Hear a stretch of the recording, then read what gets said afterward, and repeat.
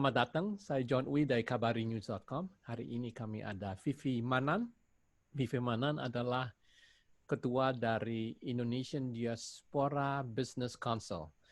Apa kabar Ibu Vivi? Baik Pak John, terima kasih atas kesempatan yang diberikan pada saya pagi ini atau malam ini di San Francisco. Bu Vivi bisa memberi latar belakang asal dari mana pendidikannya sampai bisa berbisnis dan jadi ketua Indonesian Diaspora Business Council. Silakan Bu. Ya, terima kasih Pak John. Saya asalnya lahirnya di Jakarta dan lalu sekolah sampai SMA di Jakarta, lalu ke Oklahoma State University untuk kuliah. Major saya graduated dari Electrical Engineering in OSU tahun 88. Setelah itu saya ambil di Tulsa University. Lalu tahun 90 saya kembali ke Jakarta. Awalnya saya bantu orang tua saya di tekstil karena orang tua saya di tekstil bisnis. Lalu setelah beberapa tahun saya pikir saya mau usaha sendiri saja, tapi saya sempat juga kerja di perusahaan salah satu perusahaan plastik terbesar di Indonesia sebagai export director. Lalu setelah itu saya bilang ke bos saya mau usaha sendiri. Nah bos saya menahan saya sampai setahun ya. Akhirnya singkat cerita, akhirnya saya start bisnis sendiri. Waktu itu masih partner sama bekas bos saya itu di food. Saya mendirikan perusahaan food pada tahun 95. Distribution, saya waktu itu startnya dengan distribution ke hotel-hotel, ke supermarket, ke restoran. Mungkin kalau teman-teman di Jakarta suka lihat itu di supermarket mereknya Seafood King, itu produksi kami. Jadi sekarang sudah lumayan sudah tersebar di seluruh Indonesia, cabang-cabangnya dan juga di seluruh supermarket di Indonesia. Lalu tapi akhirnya saya bergerak ke furniture gitu ceritanya. Sorry nih agak jadi singkat cerita Nggak ya. apa-apa, silakan. Jadi saya furniture bisnis saya itu sebetulnya udah dari dari ayah mertua start tahun 63. Jadi udah 57 tahun ya bisnis ini. Waktu itu tahun 83 itu ayah mertua saya punya sebuah workshop. Jadi masih bikin furniture-nya dari dengan conventional machine ya. Lalu tahun 83 suami saya Robert Manan yang mengconvert dari workshop menjadi CNC machine factory gitu. Lalu saya join di furniture. Jadi waktu tahun 95 saya mendirikan bisnis food itu. Lalu kan udah berjalan, saya udah set up the whole network. Lalu saya tukeran bisnis sama ipar saya. Jadi adik dan kakak suami saya. Jadi saya ke furniture 100%, mereka ke food. Karena saya merasakan passion saya lebih ke furniture gitu. Karena saya sekolah kan engineering. Jadi kan kalau furniture kan lebih ada engineeringnya dan desain juga. Jadi saya saya kurang ada passion di food gitu. Karena saya istilahnya kan namanya bisnis kan sebenarnya basicnya sama ya semua ya. Adalah selling kan. Jadi setelah saya set up the whole network, kebetulan ipar saya itu lebih passion di food, lebih pintar masak, saya nggak bisa masak, ya jadi akhirnya tukeran bisnis gitu. Jadi saya ke furniture. Lalu jadi saya join di furniture itu tahun 2000, saya mengembangkan, ceritakan tadi suami saya yang mentransform the factory dari sebuah workshop menjadi industri ya. Nah saya yang mengembangkan export marketnya. Jadi kita mulai ekspor itu sebetulnya sebelum tahun 2000 sudah, tapi sejak tahun 2000 lebih mendunia, lebih ke US. Di tahun 2001 itu kami pindah ke Atlanta ceritanya untuk membuka cabang. Kan nama pabrik kami di sini kan Formcase Industries, jadi kami membuka Formcase Inc. di Atlanta. Nah itu banget tuh 2001 ke sana bulan Juli. Lalu September terjadilah 9/11 gitu kan. Wow, itu kaget juga. Baru 2 bulan udah punya warehouse, office, assembly line, totonya 9/11. Jadi kita pikir wah gimana nih? Akhirnya saya pikir only the government has budget gitu. Akhirnya saya apply state contract di tahun 2001 itu, 2002 awal lah saya saya apply for state contract, Georgia state contract. Nah, dengan Georgia State Contract itu saya bisa furnish the state government agencies ya di Georgia. Dan kebetulan di Georgia itu school atau university itu furniture-nya, maksudnya mereka harus belinya via state contract gitu loh. Jadi kami mendapatkan, boleh dibilang kami memfurnish principal office, offices in almost all high schools, middle schools, and also universities gitu. Selain misal Department of Transportation, Labor, and etc. Lalu setelah udah enak nih ceritanya, udah bisnis dengan state, saya pikir saya harus go federal, the whole state, the whole US gitu. Jadi saya apply for GSA contract. GSA contract in 2014 ya, saya apply tapi baru dapat di 2015. Nah, General Services Administration ini adalah federal contract untuk supply to federal agencies, termasuk agencies di luar US juga termasuk. Jadi selain di UNI, akhirnya bisa furnish ke termasuk kayak di Army atau Air Force di Jepang, Korea, Afrika dan sebagainya. Nah itu lumayan susah ya untuk mendapatkan itu loh, hampir 1 tahun. Tapi harus juga bidding kalau salah ya, harus bidding, bukan? Oh enggak, kalau misalnya kita menjadi udah di award dengan kontrak itu valid for 5 years, jadi extended every 5 years. Dengan kontrak itu kita lebih limited. Kan kalau misalnya nggak punya kontrak itu kan bisa bid di Fed bid atau apa, itu kan lebih meluas. Semua orang bisa ikut, tapi dengan GSA contract saya punya akses yang certain yang cuma GSA kontraktor aja yang bisa akses. Jadi lebih chance-nya untuk memenangkan kontrak itu jauh lebih besar daripada the general vendors gitu. Jadi dengan dengan GSA kontrak itu kami lumayan bisa furnish ya state agencies all over US. Jadi kita tinggal masuk ke site itu, ada site itu cuman GSA contractors dan baja. Nah kebetulan produk kami cocok lebih banyak ke defense, ke US Army, US Air Force, Navy dan sebagainya, Homeland Security juga. Jadi setelah berhasil itu udah berjalan baik, akhirnya waktu itu selama 10 tahun tuh saya dan suami agak ini ya suami di Indonesia jalanin pabrik, saya di Atlanta ya kan. Jadi akhirnya udah 10 tahun kita sacrifice, cuman suami bolak-balik tuh setiap bulan. Akhirnya kita putuskan ya udah mendingan saya pulang ke Jakarta. Memang kebetulan saya mau mengembangkan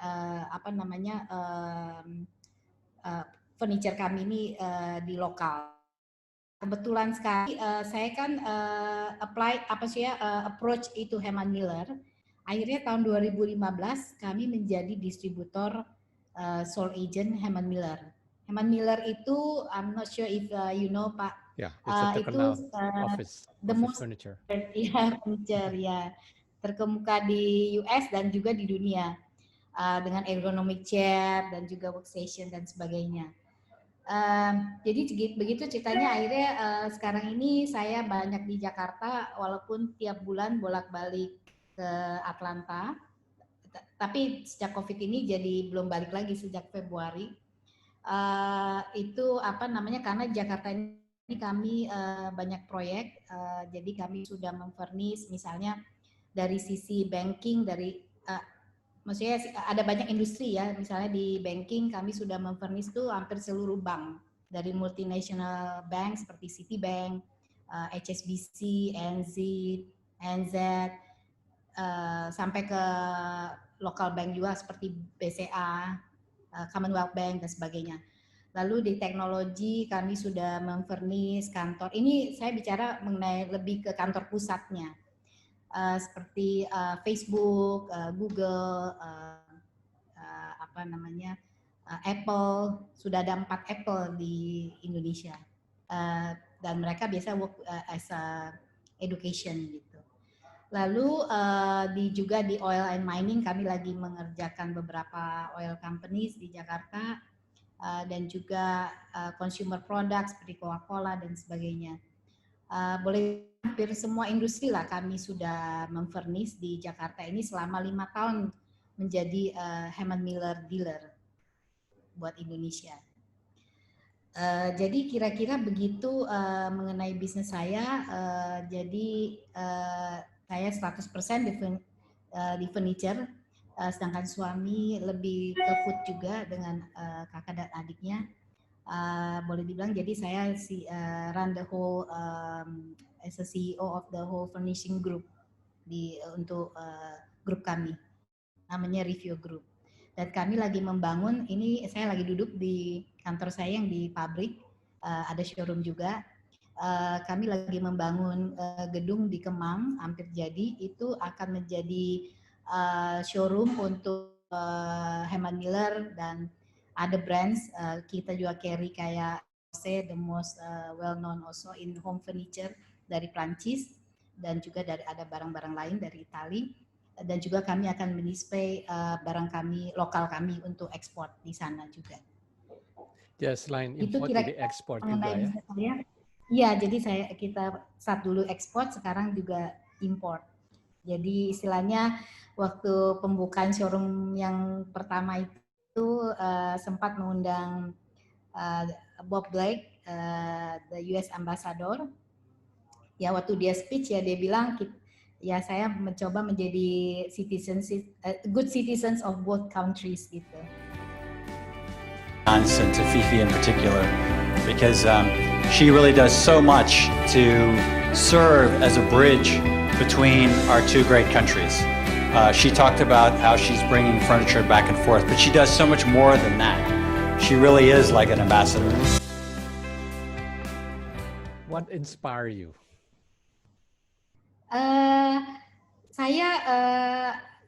I like challenges because I think from the time when I studied, it was really tough, you know, in electrical engineering. You know, even though we stay up every night, but still, you know, it's a very tough major. So I'm used to pressure.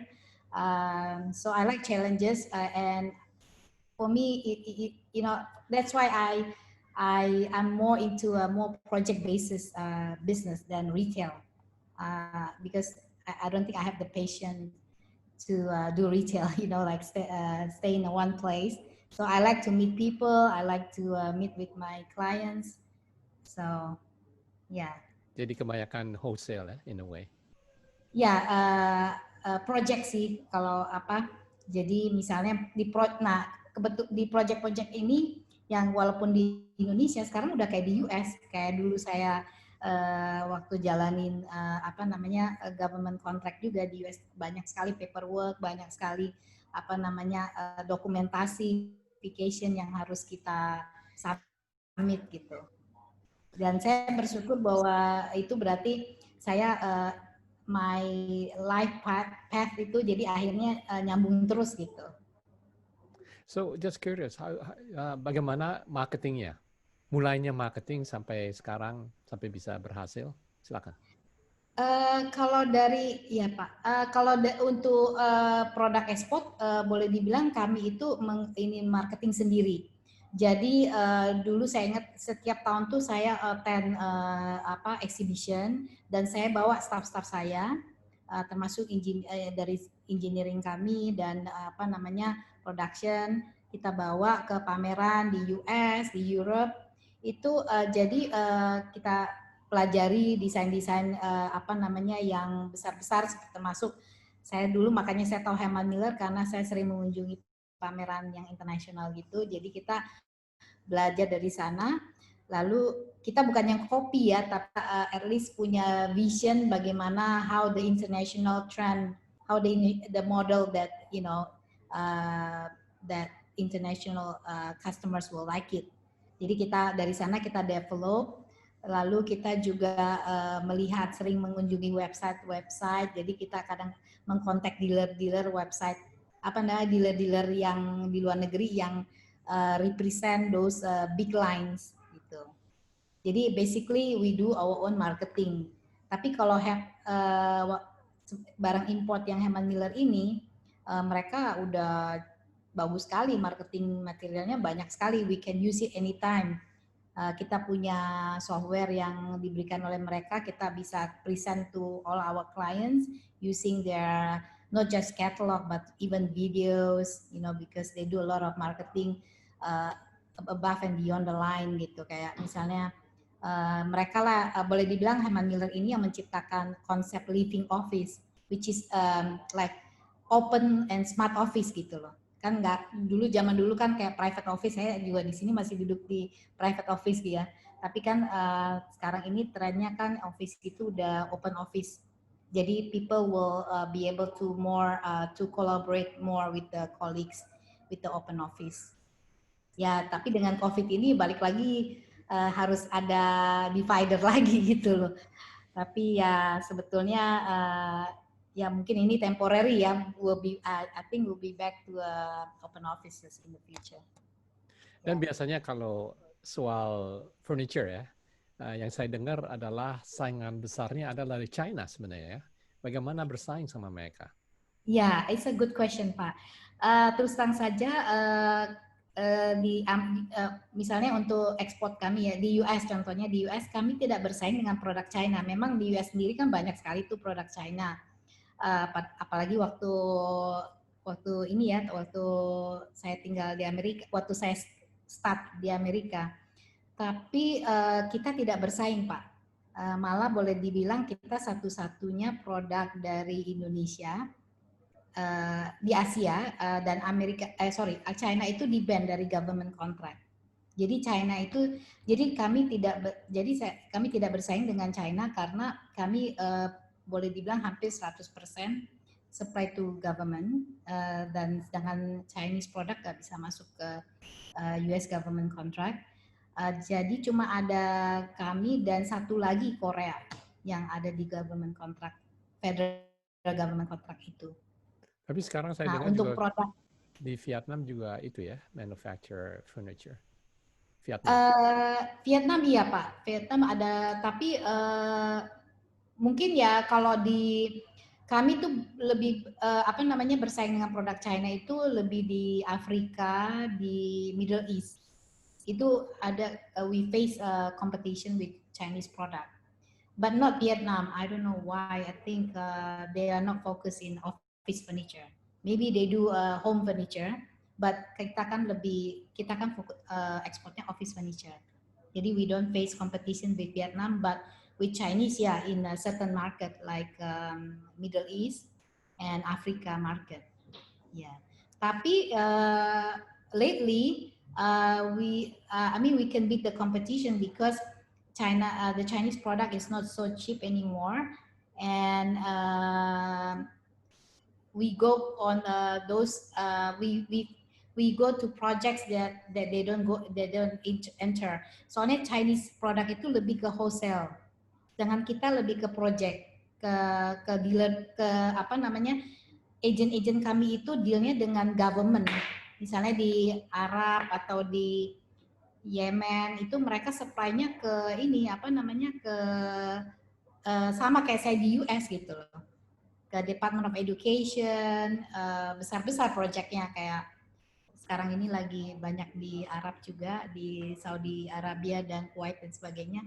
Itu mereka banyak ministry, project ministry. Jadi kita tidak face competition with Chinese product. Kita tapi face-nya competition dengan US product malah di sana. Seperti Steelcase yang besar-besar punya itu, jadi mereka pakai produk kita follower budget gitu Pak. Jadi sebenarnya keuntungan dari Vivi punya pabrik furniture adalah di Amerika, terutama ya di Amerika, US government nggak beli produk dari China ya. Jadi ada advantage, nggak boleh di ban. nggak boleh ya. Jadi sebenarnya Indonesia Iya. sangat untung ya dalam posisi untuk jual furniture ke pemerintah Amerika, bukan? Oh ya, maaf Pak kalau boleh saya koreksi, sebetulnya bukan dari Indonesia, tapi kami kan terdaftar sebagai perusahaan di Amerika. Jadi bukannya form case yang saya di Indonesia sebagai kontraktor untuk US government bukan, tapi saya kan base-nya memang juga di US. Kalau dari Indonesia langsung nggak bisa.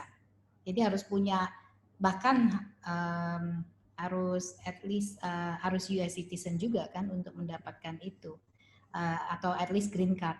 Tapi Jadi perusahaannya itu sebagai manufacturer maksud di Amerika atau sebagai importer? Dua-duanya Pak. Jadi form case Inc. itu saya daftarkan sebagai manufacturer and distributor juga. Jadi istilahnya seperti our distributor di US. Sedangkan pabrik di sini kan yang supply ke sana, mengirim barang ke Form Case Inc. Jadi Form Case Inc. itu terdaftar sebagai perusahaan di Amerika. Nah, Form Case Inc. itulah yang mendapatkan GSA kontrak, bukan dari Form Case Industries di Indonesia. Karena nggak bisa kalau misalnya perusahaan Indonesia langsung daftar untuk masuk ke government contract, nggak bisa, Pak. Jadi, nah, tapi mungkin ya produk. Ya, sorry. Jadi produk yang manufacture di Indonesia itu diekspor ke Form Case Atlanta, bukan? Nah, Form Case ini adalah US company, corporation, dan untuk apply GSA, ibu terang is a US citizen. Nah, itu maka itu bisa masuk qualified under GSA, apalagi minority ya. Jadi karena ibu wanita kan. Oh ya, betul sekali Pak, betul. Jadi that's an advantage sebab there's a preferential yang given by the GSA. Well, that's good. You're right. You're right. Thank you for bringing it up. I forgot about that. The good thing about doing business with government in the US, kita ada advantage-nya banyak sebagai small business. Pertama, karena kan ada kuotanya tuh. Kuotanya harus all agencies must fulfill certain percentage to buy from small business, and then I was also qualified for woman-owned business. And then ada yang namanya disadvantage business. Kalau saya kan tidak qualified untuk veteran owned. Jadi small business, woman owned, minority, and disadvantage business. Disadvantage, socially disadvantage business gitu. Or minority business. Disadvantage minority. Okay. Bagus itu. Jadi untuk diaspora Indonesia yang ingin berbisnis di Amerika, bukan macam-macam produk ya, kayak blackboard, or whiteboard, or whatever ya. Nah itu mereka bisa manufacture di Amerika atau juga bisa import dari luar, mungkin dari Indonesia gitu ya. Iya betul. Jual langsung ini. Yang penting adalah untuk dapat preferential treatment. Wanita is one of them. Also punya ethnic background ya, the other one. Okay, that's good. Jadi contohnya di GSA website, di GSA site itu kan ada contohnya di list vendor yang punya GSA kontrak. Nah itu ada flagnya. Misalnya kalau saya sebagai small sama woman owned, ada SW-nya. Ada flagnya di bagian kanan itu. Jadi orang tahu government buyer itu bisa lihat, saya misalnya dia punya kuota belum tercapai nih, dia harus beli dari small and woman owned business. Itu lain-lain loh Pak presentasinya, kalau small harus berapa persen, woman owned, jadi istilahnya double gitu loh. Sebagai small, sebagai woman owned kita dapat double punya opportunity. Jadi nanti dia lihat yang ini jadi dia harus ini dia mau minta supply ini gitu. Apalagi by end of the year September. I have to admire your adventure in a new country ya, sebab US is a second country for you, and yet you are able to maneuver walaupun terjadi itu 9/11 ya pada waktu itu, which actually is good because that puts you in a situation di mana harus cari jalan keluar, and you did it, yeah, amazing. Okay, all right. Thank you Pak. Ya, mungkin dengan tanpa itu mungkin saya nggak ke sana. Yeah, well, the reason is we want to give inspiration untuk diaspora Indonesia di Amerika, you know, to be more entrepreneur. Okay. Sebab yang kurang di Amerika adalah entrepreneurship, dan Ibu bisa sebagai role model untuk membantu siapa yang ingin berbisnis di Amerika. Ya. Sebab di Amerika itu marketnya sangat luas, ya, sangat besar dan sangat luas, dan opportunity-nya gede. Kalau kita seandainya pursue that. Banyak antara diaspora Indonesia yang kerja di Amerika instead of doing business, walaupun di Indonesia banyak sebenarnya sudah berbisnis di Indonesia, tapi datang sini jadi kerja sama perusahaan, entrepreneurship-nya jadi kurang, ya. Yang kita ingin kerjakan adalah bagaimana kita membangkitkan semangat diaspora Indonesia untuk berdagang, terutama dari Indonesia Amerika. Nah, Ibu juga ada hire agent kan? Tentu dengan marketing perlu agents di mana-mana, bukan? Kami kan jualnya ke agent, betul. Jadi agent itu yang misalnya kalau di negara-negara lain seperti di Middle East atau di Asia lainnya, mereka Latin Amerika juga, mereka punya marketing sendiri dan punya customer sendiri juga. Jadi kita cuma ship ke mereka, mereka yang distribute dan mereka yang masuk ke kontrak-kontrak gitu, Pak. Ya. Jadi sebenarnya cuma kalau aja yang kita jalanin sendiri, ya. Jadi tadi disebutkan project, ya. Kalau Ibu lebih project intensive. Jadi artinya mungkin pemerintah di Amerika Selatan salah satu, ya. Mereka minta spesifikasi gini. Nah, itu agent kontak Ibu untuk mengerjakan itu project, betul kan? Kayak gitu kan? Betul. Ya, betul sekali Pak. Jadi dia kirim misalnya layout drawing apa, nanti kita yang quote, kita yang kasih foto-fotonya gitu. Jadi kita yang support. Ya, dan gitu. Semua manufacture di Indonesia. Ini di Tangerang, ya, di Indonesia. Ya, Indonesia hebatnya natural resources-nya besar. Jadi dengan arti kayak kalau China kalau nggak salah mereka harus import kayu segala macam, ya. Kalau di Indonesia sudah ada gitu. So save a lot of effort there. Okay.